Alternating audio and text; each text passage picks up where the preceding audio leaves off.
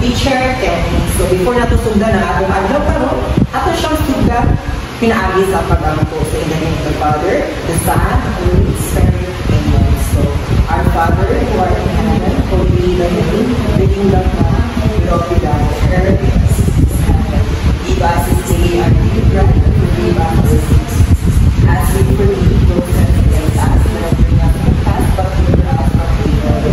So in the name of the Father, the Son, and the Holy Spirit. So before na mag-lingkod, I arrange ang mga shares. So pick up the pieces of paper. So okay, mag-lingkod natin. So kinsa ang class layer day? Okay, Miss Cassandra. So please welcome ko. Kinsa ang mga absent sa kawan. So before we start, so I have rules the implements sa ating classes. So this is part of rules. So remember the word smart. Remember the word smart. So as for stay respectful. So dapat kabalot na mo respectar. So dapat maminaw ta mo na in-experience sa ating bata.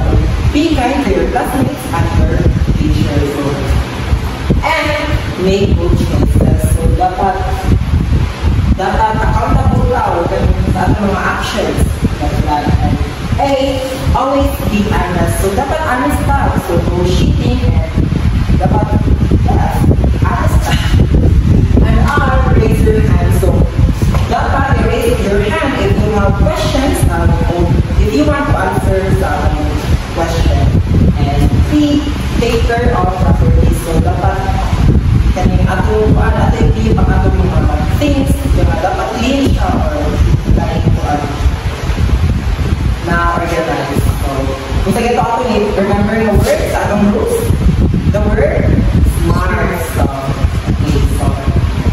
So our lesson objectives for today. So this is our lesson objective. So at the end of the lesson, you are expected to learn about first, identify the different types of soil beings or the physical characteristics.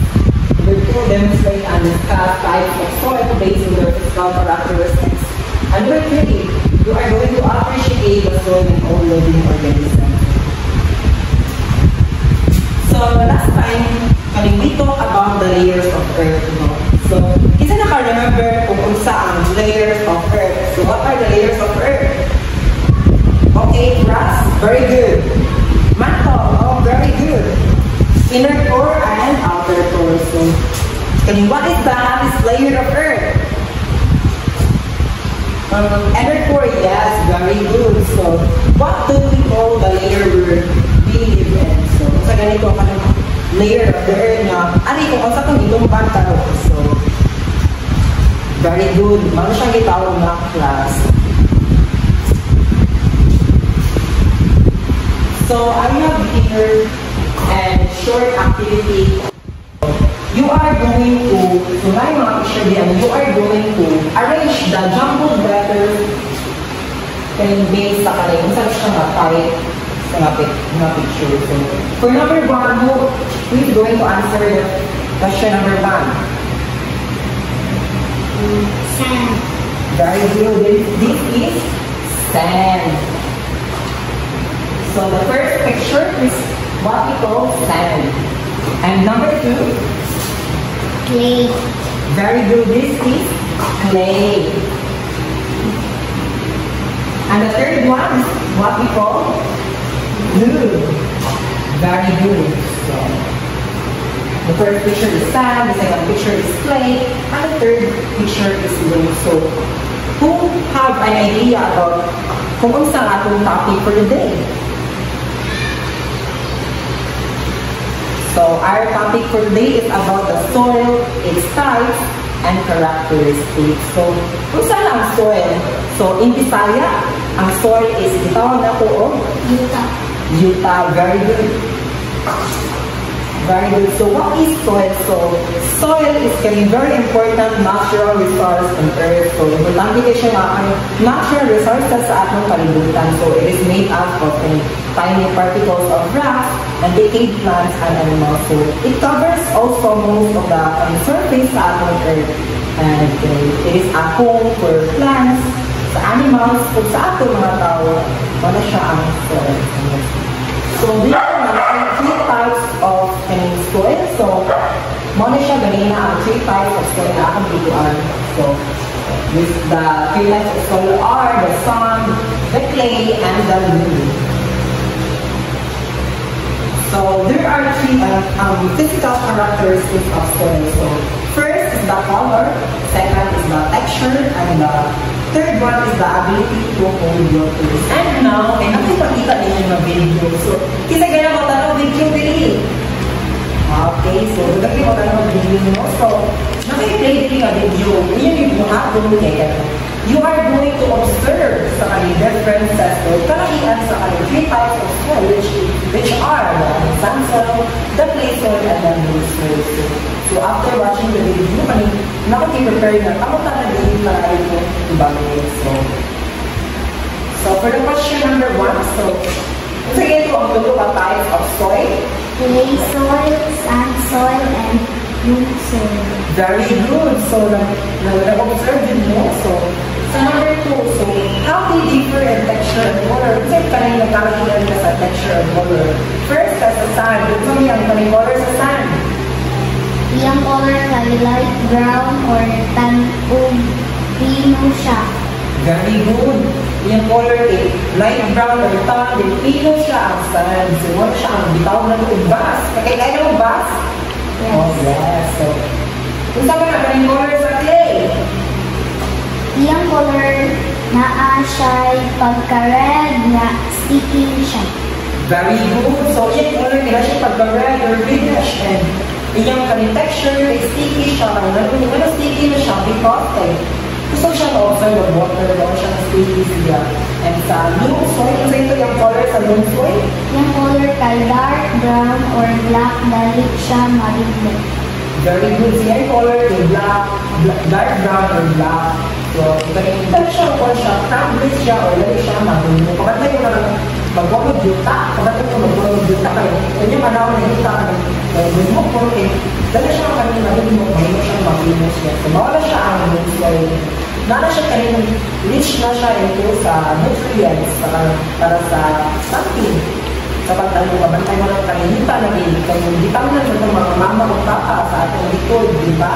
Mawala siya ang vitamina loam soil. So, karon, para mas mahibawaan pa ninyo kung usa din ang clay soil, the sand soil, and the loam soil. So, I am going to describe each kung sa na ang kating tulong ang 3 types of soil in detail. So, first, let's start sa clay soil. So, ang clay soil is the texture of clay soil is smooth and it can hold much water and it can sticky when wet. So, dali siya gusto siya mag-absorb ng water kaya sticky siya or lako. It is made out of very fine or very pino na particles of rocks. And this soil can be used in making pots or ceramics. So, kapag yung mga power pots mo, ditanggan sa mga pots, mo siya ang gamit na kahit clay. And next, kay ang sand. So, ang sand, yung texture sa sand is porous and it can hold a small amount of water. It is made up of the biggest particles. So, ang kanina type of soil can be used in construction material and as a medium for planting cactus and aqua plants. So, ang sand soil daw, ano siya, kasagaran ni gamit sa kanang plants, ng mga cactus, ng mga aqua plants, kaya nga naman, hindi na siya mag-need of water, kaya kung ano siya, it can hold a small amount of water. Ginagamit din siya sa mga building, pagpandar, like, sa eskulahan.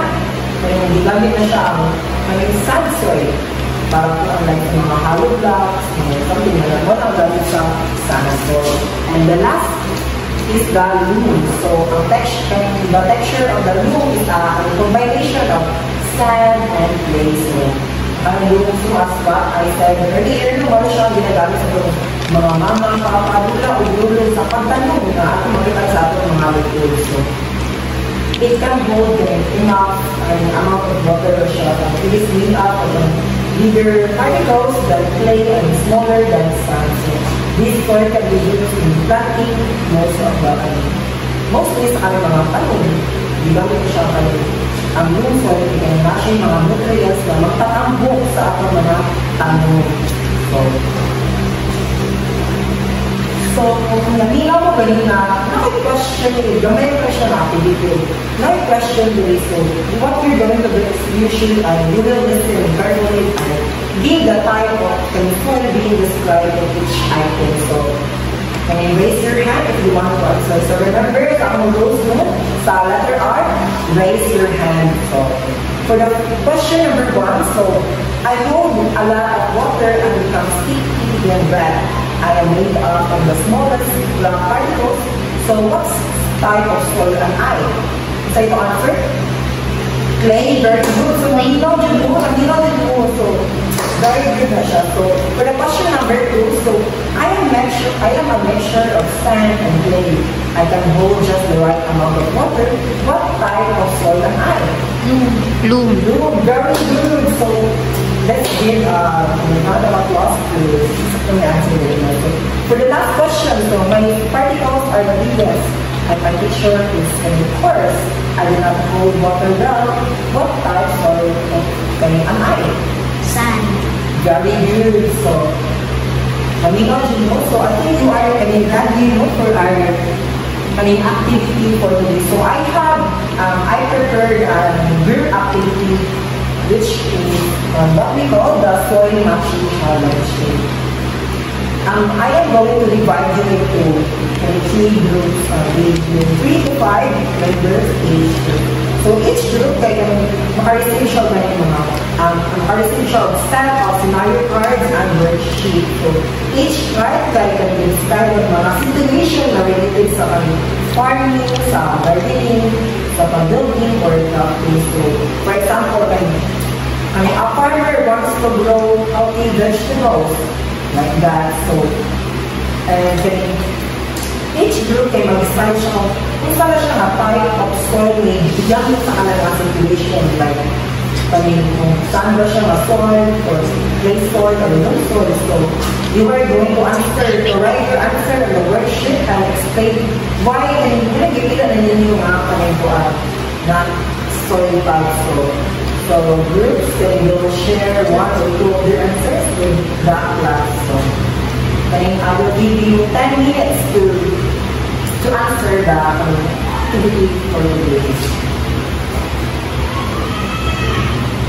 So, very good. So, I think ready na dyan po sa atong tuwang karoon. O nakabalik na dyan po sa atong discussion today. So, let's have a recap for kung naminaw dyan mo sa atong discussion karoon. So, kung sa ganito ang soil, Lupa. very good. Ano siya ang lupa? Ano siya most covered by the soil. So, very good. So, kung sa ganito ang 3 types of soil, Clay soil, sand soil, and loam soil. very good. So, ano siya ang 3 types of soil mo? So, sand soil, clay soil, and the loam soil. So, very good. So, kung sa ganito ang characteristics of sand, kung sa ganito yung talintuan, like yung color kami, o yung texture, sa ganito characteristics niya? Yung color kay light brown or tan o pink siya. Very good. So, yung color ay light brown, and yung yellow ay light brown, o yung kuwan na pino siya ang sand. So, how about sa kanyang loam? Kung sa ganito ang yung kanyang kuwan, characteristics sa loam?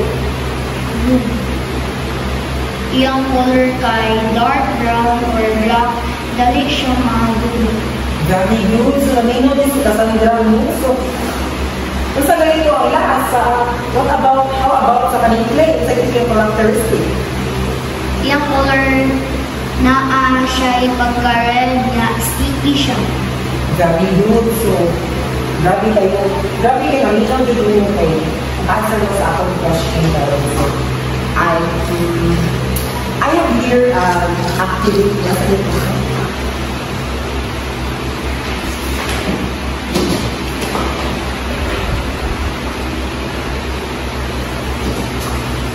So, I guess, ready na dyan mo sa akong activity. So, now we prepare na activity din. So, mga siya ang akong activity sa matching time. So, for the instruction, you are going to match the type of soil In column A, the correct characteristics are used in column B. So write the letter of the correct answer. So I will give you 5 minutes only to answer the activity for today. So I think mananap ka na, so pass your paper.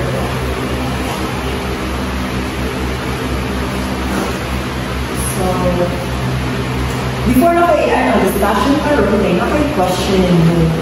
No, pero mas ako i-test, nakasabot pa din mo sa atong discussion karon. So ngano kay kung saan way ngano nakatabang kita sa tuwa o ng soil, in what way? Very good. Nakatabang siya in way na sa kanyang pagkan, sa tanong, sa kanyang pag-imog ng mga infrastructure, mga building, kung ganyan, nakatabang siya sa baka. Kung wala tayong hitaan, wala tayong tanong, di ba? May matubo nga tanong kung wala tayong hitaan. Kung wala yung mga tanong, magbaka ang atong lugar. So, mga importante kaya ang soil sa ating asyo. Kung saan may tabo kung wala ang tanong soil, wala tayong hitaan, kung saan may tabo? Very good, wala tayong tanong. No, wala yung mga food, wala yung mga plants, mga kanyung matanong din. Isa may itanong na ito, wala yung tao, diba? So, very good, guys. Ito sa dalawin, ganyan naman baka. So, if you don't have sorted, kung wala ka tanong, hindi ma-absorb sa baka o sa tubig ang baka. So, as a student, as a estudyante, how can you protect the soil? Sa mga pag-amping ng yuta? Very good, hindi maglagay yung basura. Dapat ako pangalagaan na ato, kalikasan. So dapat kita maglagay yung basura, mahilig kita sa atong tuan, sa atong tukaran, sa atong tuan, something like that. So I think mo ready na dyan mo sa atong last activity na rin. So for the last activity, so I prepared it here. Two types of exams. So for the quiz A, you are going to write T if the statement is correct and write F if the statement is wrong. So, and for the task B, the quiz B, you are going to identify the type of soybeans in the given pictures and its characteristics. And you are going to choose your answer inside the box.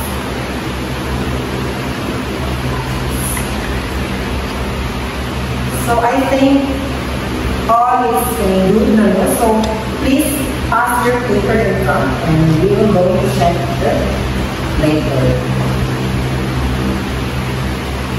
So for the last part of our activity, so the assignment. So what you're going to do is you should do a research about the different layers of the soil for our discussion next meeting. So I think that's all for today. So thank you so much for listening and for the cooperation. So I'm your teacher, Kelly, and have a great day ahead. Thank you.